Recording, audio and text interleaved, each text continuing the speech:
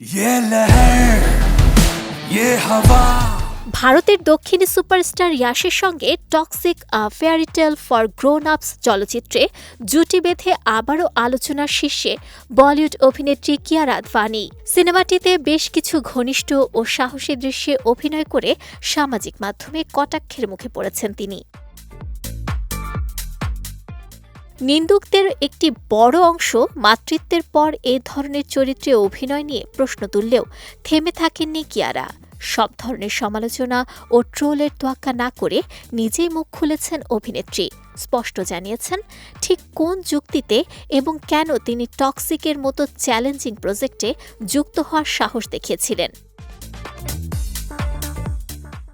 সম্প্রতি এক সাক্ষাৎকারে এই সিনেমায় যুক্ত হওয়ার প্রেক্ষাপট জানাতে গিয়ে কিয়ারা বলেন, গল্পটা প্রথম যখন শুনি তখনই মুগ্ধ হয়ে গিয়েছিলাম। চরিত্রটি অত্যন্ত নিখুঁতভাবে ফুটিয়ে তোলা হয়েছে।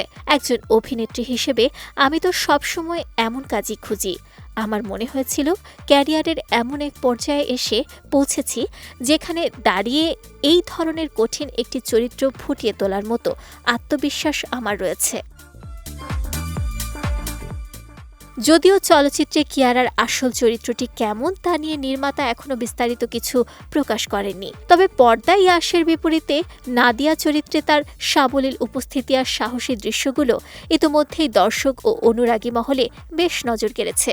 নারী চরিত্রের চিরাচরিত রূপরেখা প্রসঙ্গে নিজের স্পষ্ট অবস্থানের কথা জানিয়ে কিয়ারা বলেন, তিনি কখনোই চান না কোনো নারী চরিত্রকে নির্দিষ্ট একটি ছকে আটকে রাখা হোক।